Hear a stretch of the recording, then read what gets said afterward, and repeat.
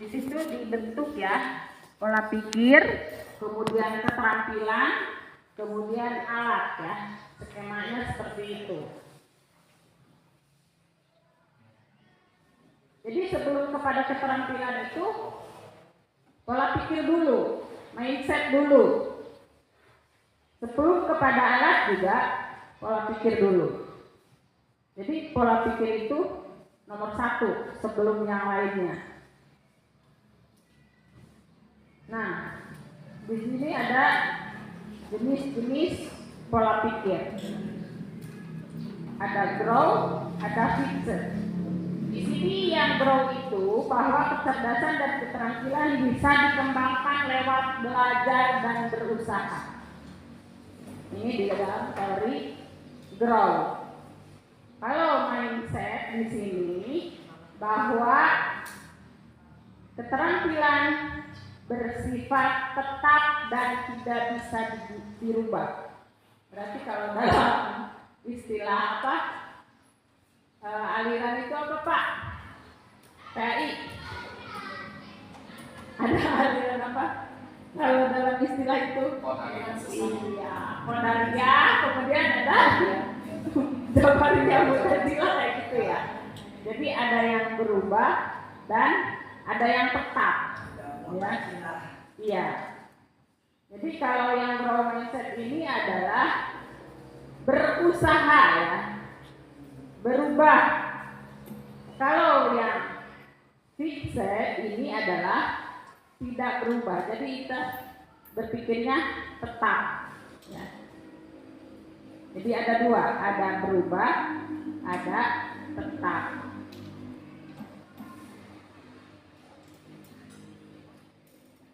Nah, di sini pola pikir tetap berlawanan dengan pola pikir bertumbuh. Kita sering mengatakannya Pak, ini kalau di Pekdawas bahasanya PPT ya, pola pikir tetap dan pola pikir bertumbuh. PPB itu aja kalau mau singkatnya ya. PPT pola pikir tetap, kalau PPB itu pola pikir bertumbuh. Ini kita lihat di sini, dicontohkannya di sini ya. Kalau pola pikir tetap itu, dia itu tidak mau ada perubahan, ya. Jadi ketika ada tantangan, dia itu bukan menerima, tapi menghindar, ya. Kemudian di sini juga ketika ada sukses orang lain, dia itu menjadikan suatu ancaman. Padahal kalau berpikir bertumbuh, dia itu merupakan suatu inspirasi ketika orang lain sukses itu. Tapi kalau yang berpikir tetap, kalau orang lain sukses malah dia semacam ancaman gitu ya. Nah ini perbedaannya. Jadi kita akan masuk kemana? Kita harus masuk kemana? Terutama sebagai seorang pendidik gitu kan. Sebenarnya bukan pendidik aja, harusnya kepada semua orang. Apakah orang itu mau berubah atau tidak? Termasuk pola pikirnya itu berubah atau tetap gitu. Jadi kalau melihat orang lain sukses, bukan ancaman sebenarnya, tapi adalah inspirasi buat kita yang belum sukses gitu. Kemudian di sini juga ketika ada tantangan, ini yang pola pikir tetap itu malah menghindar gitu ya, bukan menerima ya. Padahal tantangan itu adalah untuk lebih maju lagi kan. Kemudian di sini kritik. Ketika ada kritik, dia itu dianggapnya merupakan serangan. Padahal kritik itu adalah merupakan suatu informasi. Misalnya, ya kan? Kenapa itu min 2? Gitu kan? Kurang gimana gitu ya? Dianggapnya kritik. Padahal itu adalah untuk suatu informasi, untuk suatu perbaikan. Tapi ini pada kenyataan Pak, pada kenyataan ini sulit untuk apa? Untuk dipraktekkan. Karena apa? Orang itu kalau dikritik malah marah, malah benci gitu ya. Padahal kritik itu tadi adalah untuk suatu informasi perbaikan gitu. Istilahnya mah untuk introspeksi gitu kan, ketika ada orang yang kritik itu, baik secara lembaga maupun secara yang lain gitu ya. Misalnya guru Mimin itu perempuannya cantik-cantik gitu kan, misalnya ya. Nggak ada yang ganteng perempuannya. Itu mah bukan kritik yang begitu mah Pak ya, tapi motivasi.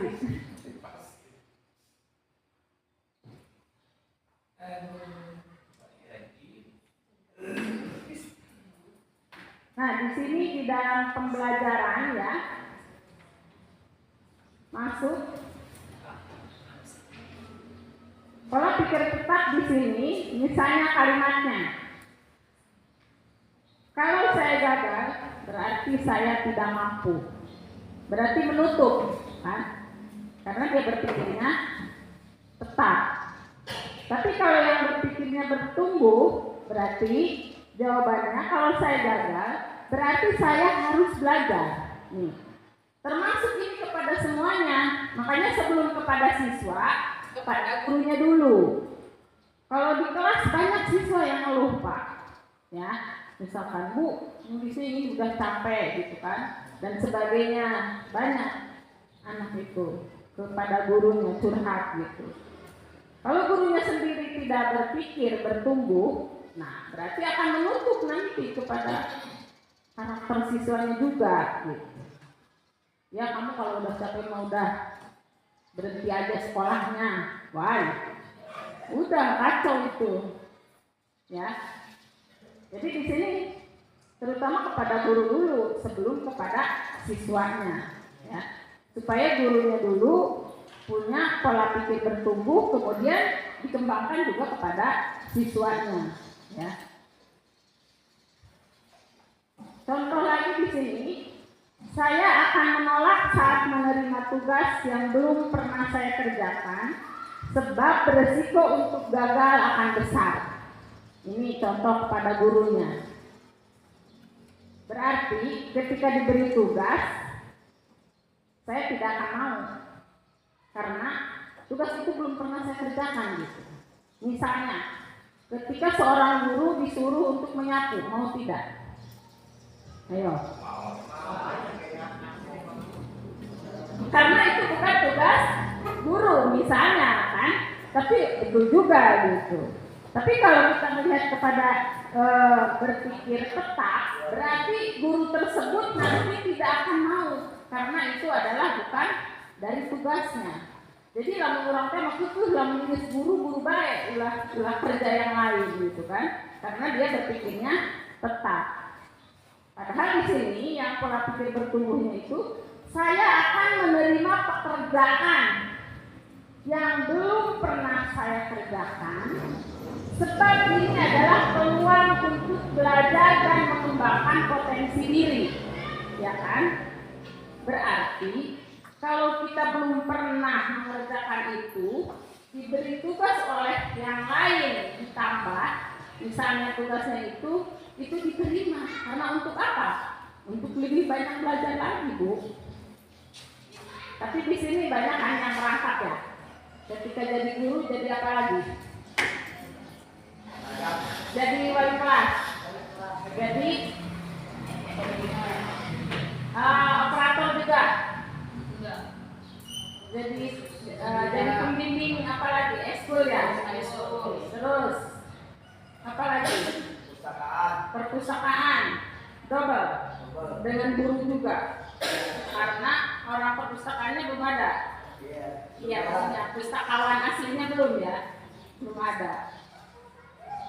Jadi semuanya tidak hanya mengajar guru saja tugasnya. Double. Ya. Berarti itu udah masuk di sini, Bu. Ya, masuk kepada pola pikir bertumbuh. Nah, terus ya. Berarti yang belum kebagian tambahan harus dikasih tambahan lagi. Dikurangi tambah. Dikasih tambahan lagi. Tapi otomatis dengan honornya juga. Tambahannya. Ayo kalau enggak. Alhamdulillah tidak bertumbuh. Tapi kalau memang udah bilang PNS ya, udahlah itu mah. Maksudnya ibu usuk ya, udah sepaket itu mah ya, nggak bisa menawar lagi. Iya. Kalau mengajarnya 24 kan sampai 40 DP kan gitu tuh. Nggak ada yang kurang kan? Ngajarnya nggak ada yang kurang, bahkan lebih. Rata-rata sampai 40 ya. Iya. Nggak ada yang pas 24 itu nggak ada ya. Udah banyak tambahan lain DP-nya ya. Jadi udah overload. Kan ada istilah itu gaji dia 11 juta. Oh, iya. Mantap. 5 juta ribunya yang Amin. Oh, berarti Bapak itu punya tabungan ya. Punya tabungan lagi. Kemudian contoh ketiga di sini, kesalahan. Nih, ketika ada kesalahan menunjukkan kelemahan saya sehingga harus dihindari demi menjaga nama baik. Nah, berarti ketika ada kesalahan itu menunjukkan kelemahan saya. Padahal kalau di sini berpikir bertumbuh ya, kesalahan merupakan sebuah proses belajar, ya, dan peluang untuk meningkatkan potensi diri. Ini, jadi kesalahan itu bukan suatu kelemahan kita, tetapi adalah untuk proses belajar. Makanya ada peribahasa belajar dari kesalahan. Kesalahan kemarin itu tidak diulang lagi karena menjadi pelajaran untuk hari berikutnya.